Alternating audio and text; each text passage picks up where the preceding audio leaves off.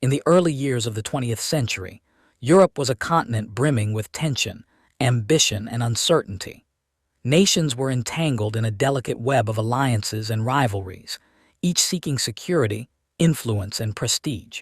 It was an era marked by industrial expansion, technological advancement, and the relentless march of modern armies, yet it was also a period haunted by old grudges and nationalist fervor that simmered beneath the surface, threatening to ignite at the slightest spark. At the heart of Europe stood the Austro-Hungarian Empire, a sprawling and diverse kingdom ruled by Emperor Franz Joseph. Comprised of a mosaic of ethnicities, languages, and religions, the empire struggled to maintain unity. Nationalist movements within its borders, among Czechs, Hungarians, Poles, and Slavs, constantly tested the resolve of the monarchy. Among these, Serbian nationalism was particularly troublesome for Vienna. The idea of a Greater Serbia, uniting all South Slavic peoples, directly challenged the integrity of Austria-Hungary, and Serbian conspiracies and agitators often found sympathizers within the empire's territories. To the east lay Russia, the self-proclaimed protector of Slavic peoples, whose expanding influence and military ambitions were increasingly a source of tension. Russia's industrial growth and modernization of its army fueled its desire to play a decisive role on the European stage, especially in the Balkans, where it sought both prestige and access to warm-water ports.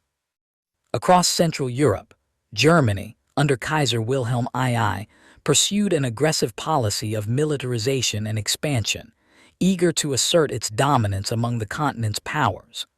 Wilhelm's policies often amplified local conflicts, emboldening Austria-Hungary while simultaneously alarming France and Britain. France, still smarting from its defeat in the Franco-Prussian War of 1870–1871, nursed a sense of resentment and ambition. The loss of Alsace-Lorraine had not only wounded national pride, but also fueled a desire for revanche. France's alliance with Russia, the Franco-Russian alliance, meant that any conflict involving either of them could quickly escalate into a broader war. Meanwhile, across the English Channel, Britain observed the growing tensions with a mixture of concern and calculation. As the preeminent global naval power, Britain had traditionally avoided continental entanglements, but its commitment to maintaining a balance of power and protecting its overseas empire increasingly drew it into European affairs. Amidst this intricate network of alliances, secret treaties, and military plans, the European powers entered what many historians would later call the long fuse to World War I. Armies were growing in size. Technological advances in artillery, rifles, and machine guns were transforming the battlefield, and nations were drafting plans to mobilize their forces at unprecedented speed. Germany, for instance, had meticulously prepared the Schlieffen Plan, designed to avoid a two-front war by swiftly defeating France before turning east to confront Russia. Meanwhile, Austria-Hungary had been strengthening its army and preparing for the possibility of a Balkan conflict, knowing full well that any unrest in the region could quickly escalate. The Balkans themselves, often called the powder keg of Europe, were a region of competing empires, emerging nation-states, and nationalist movements. Serbia, newly independent from the Ottoman Empire, sought to expand its influence and unite South Slavs, often using clandestine methods to promote its goals. Bosnia, annexed by Austria-Hungary in 1908, became a focal point of tension, with Serbian nationalists viewing it as part of their rightful homeland and Vienna determined to maintain its sovereignty. As 1914 dawned, Europe was a continent on edge, a place where diplomacy was fragile and every political maneuver could tip the balance toward conflict. Newspapers brimmed with warnings, governments sent increasingly urgent telegrams, and intelligence networks monitored the movements of armies and agitators alike. The assassination of Archduke Franz Ferdinand was not an isolated act of violence. It was the culmination of decades of political maneuvering, nationalist fervor, and international tension. And in the midst of this charged atmosphere, Sarajevo, a city at the crossroads of empires, cultures, and religions, stood quietly, seemingly unaware that it would soon become the epicenter of a moment that would change the world forever. The streets were filled with anticipation, yet few could imagine that the visit of the heir to the Austro-Hungarian throne would set in motion a chain of events that would engulf continents, topple empires, and claim millions of lives. As the Archduke prepared to make his fateful journey through Sarajevo, the world teetered on the edge of catastrophe. Beneath the public celebrations and official ceremonies, secret forces were at work, plotting, waiting, and ready to strike. The atmosphere was thick with uncertainty, suspicion, and inevitability, a storm gathering quietly on the horizon, destined to erupt in violence that no one could fully comprehend. Archduke Franz Ferdinand, heir presumptive to the Austro-Hungarian throne, was a man whose life and vision would shape the destiny of empires, even if he could not have foreseen it himself. Born in 1863 in Graz, Austria, Franz Ferdinand grew up amidst the grandeur and rigid formalities of Habsburg royalty. From an early age, he understood that the fate of an empire rested not only in the hands of emperors, but also in the delicate art of diplomacy, military strategy, and the careful management of diverse peoples. Franz Ferdinand was not the typical aristocrat consumed solely by pomp and ceremony. He was disciplined, methodical, and possessed a keen intellect, particularly interested in military affairs and the modernization of the army. He had a vision for Austria-Hungary, a desire to strengthen the empire while reforming it from within. He was a man who believed that compromise and careful planning could preserve unity among a population fractured by ethnicity, language, and religion. Yet his vision, though progressive in some respects, often clashed with entrenched imperial traditions and the ambitions of the more conservative elements of the monarchy. One of the defining aspects of his life was his personal relationships, which at times caused scandal and controversy. His marriage to Countess Sophie Chodek, a woman of noble but not royal birth, was considered morganatic, meaning she and their children would not share his dynastic privileges. This union, though a testament to his devotion and personal conviction, set him apart from the formal structures of imperial life and occasionally alienated him from the court's traditionalist factions. Franz Ferdinand's political views were complex and in many ways ahead of his time. He was deeply concerned about the rising tide of nationalism, particularly among Slavic populations in the Balkans. He believed in federalizing the empire, granting greater autonomy to the different ethnic groups, and implementing reforms that could strengthen the cohesion of Austria-Hungary. Yet his reformist ideas were often seen as threatening by entrenched elites, and they did little to diminish the simmering resentment from nationalist movements outside the empire. In June 1914, the Archduke embarked on a carefully planned visit to Sarajevo, the capital of Bosnia-Herzegovina, recently annexed by Austria-Hungary in 1908. The visit was meant to assert imperial authority, display the monarchy's presence, and celebrate military maneuvers. Officially, it was a ceremonial and political journey, but beneath the surface, it was fraught with danger. Sarajevo was a city where nationalist sentiment burned intensely, and where secret societies and extremist organizations had long plotted against Austro-Hungarian rule. Among these groups, none was more feared than the Black Hand. Formed in 1911, the Black Hand was a secret Serbian nationalist organization committed to the unification of South Slavs, often by violent means. Its members were a mix of military officers, intellectuals, and radicals who trained in clandestine camps, learning the use of explosives, firearms, and covert operations. Their ideology was rooted in nationalism, the belief in liberation from imperial control, and a willingness to employ assassination as a political tool. For the Black Hand, Franz Ferdinand represented both the tangible symbol of Austria-Hungary's oppression and the immediate obstacle to their vision of a united Serbia. The group's influence extended deeply into the political and military circles of Serbia, although not all of its members were fully aware of the organization's reach or the extent to which it operated beyond the control of the state. Among them was a young, determined Bosnian Serb named Gavrilo Princip, whose name would later be etched into history. Princip and his fellow conspirators were trained, motivated, and willing to die for their cause, convinced that their actions could change the course of history. Franz Ferdinand's itinerary in Sarajevo was carefully structured to display his connection to the people, showcasing parades, military reviews, and public appearances. Yet, despite these precautions, the security arrangements were inconsistent and often underestimated the depth of local hostility. Several prior warnings about potential threats had reached Vienna, but the gravity of the danger was not fully acknowledged, a tragic oversight that would have catastrophic consequences. On the morning of June 28, 1914, Franz Ferdinand and Sophie began their journey through the streets of Sarajevo in an open motorcade, waving to crowds, seemingly confident in the ceremonial trappings of their power. Yet in the shadows, the Black Hand's operatives lay in wait, positioned strategically along the route, armed with pistols and bombs, prepared to strike.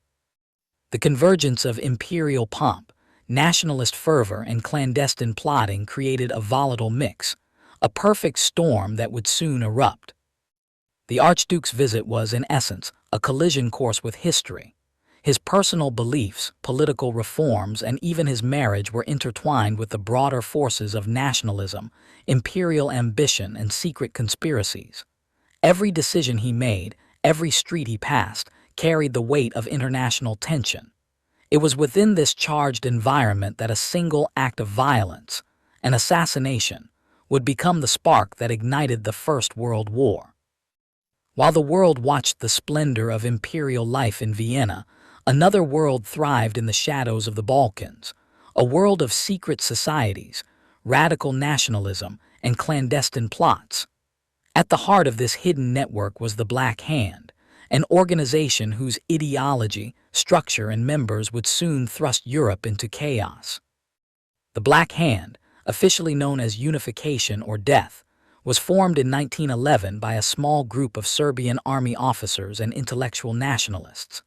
Their aim was simple but ruthless: to unify all South Slavs under one Serbian-led state, free from the dominance of Austria-Hungary. The group's formation was fueled by decades of tension in the Balkans, where Austria-Hungary's annexation of Bosnia-Herzegovina in 1908 had sparked outrage among Serbian nationalists. They saw the empire as an artificial construct, a foreign oppressor ruling over Slavic peoples, and believed that violence was not only justified but necessary. The Black Hand's membership was highly selective, drawn primarily from the military and radical circles of Belgrade.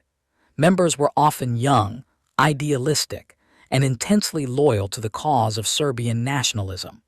Many were trained in the use of weapons, explosives, and clandestine operations. Their ideology was grounded in a militant nationalism, a belief that only decisive action could achieve their vision of unification. Each member was indoctrinated with the idea that the individual's life was secondary to the mission of liberating the nation. By 1914, the Black Hand had developed an operational network that extended across the borders of Austria-Hungary. One of the organization's key strategies was the recruitment of sympathetic young men from Bosnia, including university students and artisans, who could blend into the population and act as agents for targeted missions. Among these recruits was Gavrilo Princip, a young Bosnian Serb whose fervent nationalism, determination, and readiness to die for his cause made him an ideal operative. Princip, along with a group of 6 other young men, would soon become the direct instruments of one of history's most infamous assassinations. The planning of the assassination was meticulous. Months before Franz Ferdinand's visit, the Black Hand leadership began studying the Archduke's schedule, security arrangements, and routes through Sarajevo. They identified key points where an attack could be carried out and where escape or capture was likely. The conspirators trained with pistols and grenades, studying how to throw bombs accurately and how to act quickly in the event of confrontation. They were guided not only by ideology, but also by military precision, reflecting the group's close ties to Serbian army officers who provided instruction and resources. On the morning of June 28, 1914, the conspirators took their positions along the route of the motorcade. Each had a specific role. Some were armed with handguns, others with bombs, and all were determined to ensure the Archduke would not leave Sarajevo alive. The assassins' preparation reflected a combination of youthful zeal, extremist nationalism, and methodical training. Even among themselves, the young men were nervous, aware that the smallest misstep could result in failure or in death. The choice of Gavrilo Princip as the final executor of the plan was almost accidental. Earlier in the day, another conspirator, Nedeljko Kabranovic, had attempted to throw a bomb at the motorcade but failed when the device bounced off the car and exploded behind the Archduke, injuring bystanders but not the intended target. This failed attempt could have ended the plot, yet fate intervened. Later, as Franz Ferdinand's car took a wrong turn, it unexpectedly stopped right in front of Princip. Seizing the moment, Princip stepped forward and fired 2 shots, one striking Franz Ferdinand in the neck, the other hitting Sophie in the abdomen. The attack was over within seconds, but the consequences would echo for decades. Franz Ferdinand and Sophie were pronounced dead shortly afterward, victims of a single, meticulously plotted act that transformed local nationalist tensions into a global crisis. The Black Hand's actions were not merely spontaneous violence. They were the product of an ideology, a network, and a willingness to act decisively. Their success in Sarajevo demonstrated both the power of secret societies and the vulnerability of empires to well-coordinated, small-scale interventions. Yet the assassination was only the spark. The tinder of existing tensions in Europe had been building for decades, and now it was ignited. Across the continent, leaders reacted with shock and outrage. In Vienna, the news spread like wildfire. The death of the heir presumptive was not just a tragedy, it was a provocation that would demand response. Germany, Russia, France, and Britain watched closely, each interpreting the assassination through the lens of existing alliances, rivalries, and fears. Within weeks, a local act of political violence would set off a chain reaction, leading to the most devastating conflict the world had ever seen. The Black Hand, in their small Sarajevo cell, had achieved what they intended, a single, violent act that would change the course of history. But no one, not even Princip, could foresee the scale of destruction, loss, and transformation that would follow. The assassination of Archduke Franz Ferdinand would become the symbol of a world on the brink, a world about to be engulfed by the flames of the First World War. The shots that killed Archduke Franz Ferdinand and his wife Sophie in Sarajevo on June 28, 1914, sent shockwaves far beyond the cobbled streets of Bosnia. Within hours, the news raced across Europe, landing on the desks of kings, emperors, and prime ministers. While Sarajevo was geographically distant from the capitals of power, politically, it was at the heart of a volatile continent where alliances, rivalries, and national ambitions had already primed the stage for conflict. In Vienna, the assassination was more than a personal tragedy. It was a direct attack on the prestige and stability of the Austro-Hungarian Empire. Franz Ferdinand had been a modernizer, a reformer, and a man keen to preserve the multi-ethnic empire by granting more autonomy to Slavic regions. Yet his death became a pretext for hardline elements in Vienna to push for a strong, retaliatory response against Serbia, which they blamed for harboring and supporting the conspirators. The Austro-Hungarian leadership faced a difficult choice: act decisively against Serbia, risking escalation, or pursue cautious diplomacy and risk appearing weak.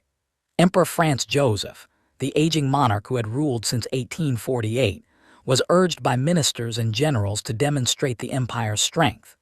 Within days, Vienna's top diplomats drafted what would become a forceful, uncompromising ultimatum to Belgrade, designed to leave Serbia with little room for negotiation. Meanwhile, in Belgrade, the Serbian government and its leaders faced immense pressure. While Serbia's monarchy, led by King Peter I, did not directly order the assassination, the presence of the Black Hand and sympathetic nationalist factions complicated matters. Serbia's leaders attempted a delicate balancing act, expressing sorrow and cooperation to the Austro-Hungarian Empire while preserving national sovereignty and resisting full acquiescence to Vienna's demands. The Austro-Hungarian ultimatum, delivered on July 23, 1914, contained 10 specific demands, some of which directly infringed on Serbian independence. It required, among other things, that Austria-Hungary be allowed to participate in the investigation of the assassination on Serbian soil, to suppress anti-Austrian propaganda, and to punish certain nationalist organizations. While Serbia accepted most of the conditions, it balked at full submission to foreign oversight, particularly regarding sovereignty over its judicial and military affairs. This partial compliance was not enough. Austria-Hungary, backed by Germany, interpreted it as a deliberate obstruction. Germany's leadership, especially Kaiser Wilhelm II, had previously offered Austria-Hungary a blank check, signaling unconditional support in the event of conflict with Serbia. This bold backing emboldened Vienna to act swiftly and decisively, setting the stage for what many historians call the July Crisis. Across the continent, other powers watched with growing anxiety. Russia, the self-proclaimed protector of Slavic nations, had long-standing cultural and political ties to Serbia. Russian leaders feared that Austria-Hungary's aggressive stance would upset the balance of power in the Balkans. Consequently, Russia began partial mobilization of its military, a move that alarmed Germany and set off a chain of escalating reactions. In France, alliances with Russia and concerns about German militarism influenced the political climate. French officials supported Russia, understanding that the European alliance system, already intricate and fragile, could spiral into a broader conflict if Austria-Hungary struck Serbia. Meanwhile, Britain, traditionally more cautious, was watching events unfold, concerned about European stability but hesitant to commit to war without a clear provocation. The situation grew more dangerous by the day.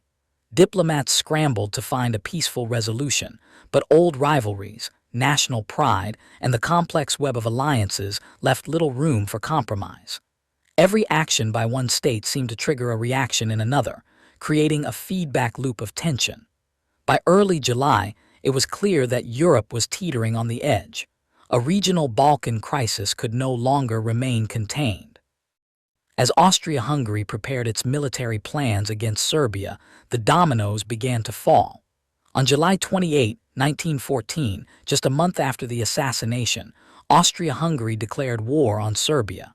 What had begun as a local assassination had now escalated into open hostilities. Within days, alliances activated. Germany mobilized in support of Austria-Hungary. Russia moved to protect Serbia. France and Britain prepared for a conflict that would engulf the continent. The assassination, a single violent act by a group of young conspirators in Sarajevo, had ignited a powder keg of long-standing grievances, alliances, and militarism. Europe had been waiting for a spark. The shots fired by Gavrilo Princip provided it. Within a week, the continent was hurtling toward a war that would be unprecedented in scale, brutality, and global impact. In retrospect, historians view the Sarajevo assassination not as the sole cause of World War I, but as the trigger that exposed the fragile underpinnings of European politics. The July crisis demonstrated how interconnected nations were, how alliances transformed local events into continental emergencies, and how quickly diplomacy could fail when pride, fear, and ambition collided. The story of June 28, 1914, is not merely about an assassination. It is a tale of hidden societies, secret plans, and the complex dance of diplomacy that would inevitably spiral into war. It is about a world already on the brink, where centuries-old rivalries, nationalist fervor, and military preparations intersected in a single, tragic moment. And as the continent braced for the coming storm, ordinary citizens, soldiers, and politicians had no idea that they were about to witness a war unlike any the world had ever known. By the last days of July 1914, Europe's tensions had reached a breaking point. Austria-Hungary's declaration of war on Serbia on July 28 acted as the spark in a powder keg that had been building for decades. What had begun as the assassination of Archduke Franz Ferdinand, heir to the Austro-Hungarian throne, in Sarajevo on June 28, a seemingly localized Balkan incident, had now erupted into a continental crisis. Political alliances, militarization, and long-standing rivalries ensured that no single country could contain the escalating conflict.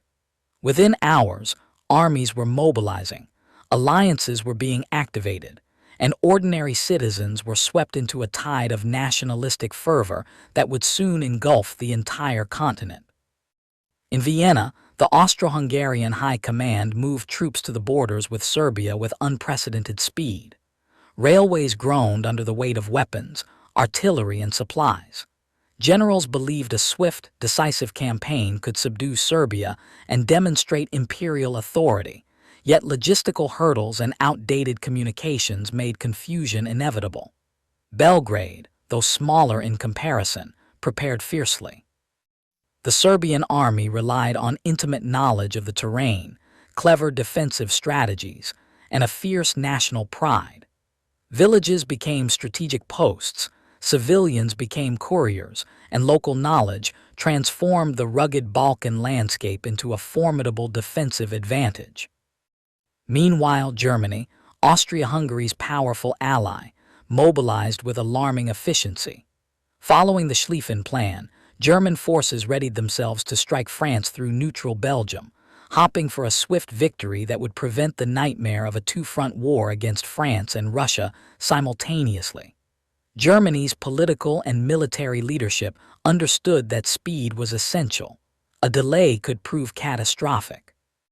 Yet this plan inherently violated international law, as Belgium's neutrality had been guaranteed by treaty, a fact Germany knowingly disregarded. At the same time, Russia began partial mobilization to defend Serbia, honoring its pan-Slavic commitments. Germany, seeing Russian movements as an existential threat, declared war on Russia on August 1. France, bound by alliance to Russia, was soon drawn in, and Germany's invasion of Belgium brought Britain into the war on August 4. Within a week, the continent had transformed from a precarious diplomatic balance into a full-scale war theater. Europe was no longer a continent of delicate diplomacy. It had become a battlefield of inevitability. Amid this unprecedented military escalation, ordinary citizens experienced a complex mixture of fear, pride, and patriotic enthusiasm. Across Germany, streets filled with cheering crowds as young men marched off to war. Newspapers glorified national duty, publishing stories of heroic soldiers and inevitable victories, masking the grim reality of the industrialized slaughter that awaited. Factories operated around the clock, churning out munitions and supplies, while schools held patriotic ceremonies and communities organized rallies to support the war effort. Families said emotional goodbyes at train stations, often unaware they might never see their sons, fathers, or brothers again. In France, a similar wave of nationalistic fervor swept across cities and towns. Citizens donated to war funds, helped equip soldiers, and volunteered for medical and support roles. French soldiers, known as poilus, prepared to march to the front, carrying both hope and apprehension. Austria-Hungary, by contrast, faced a more complex challenge. Its multi-ethnic empire drafted soldiers from diverse populations, Czechs, Slovaks, Hungarians, Croats, and more, whose loyalties were varied, adding tension and uncertainty to the ranks. Even neutral nations like Britain felt the tremors. The violation of Belgian neutrality, a clear breach of international law, made war nearly unavoidable and stirred public outrage that cemented Britain's entry into the conflict. Financial markets across Europe trembled under the uncertainty. Governments debated mobilization, alliances, and the possibility of a diplomatic resolution that could avert war, but time had run out. Letters written to loved ones captured both pride and fear, while communities held vigils, prayed for protection, and tried to maintain a semblance of normal life as the drumbeats of war grew louder.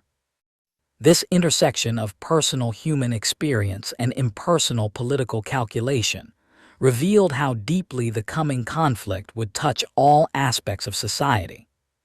Politically, the assassination had provided Austria-Hungary the justification it needed to confront Serbia, but it also exposed the fragility of European diplomacy. The Balkan crisis had long been simmering, with competing empires, nationalist movements, and secret alliances creating a tinderbox environment. Germany's support emboldened Vienna to act decisively, while Russia's protective stance over Slavic nations set the stage for a continental confrontation. Britain, France, and even smaller powers watched anxiously, understanding that neutrality could no longer shield them from the unfolding storm.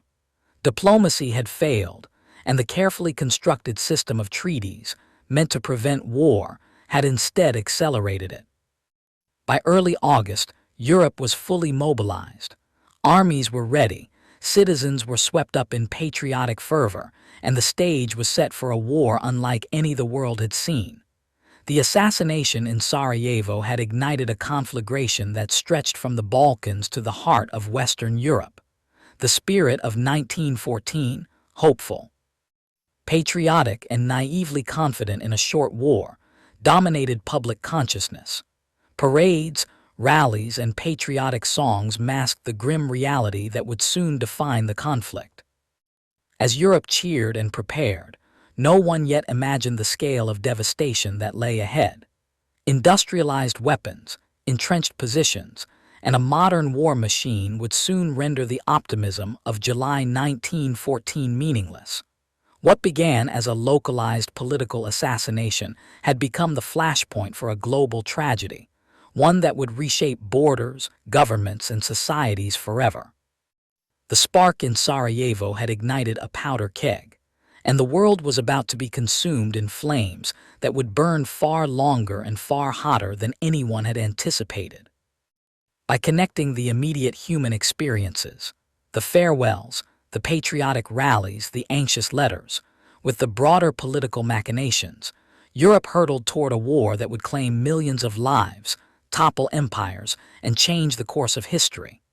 The world on the eve of August 1914 was both jubilant and unaware, proud yet terrified, united in spirit but soon to be divided by the horrors of a war that no one could contain.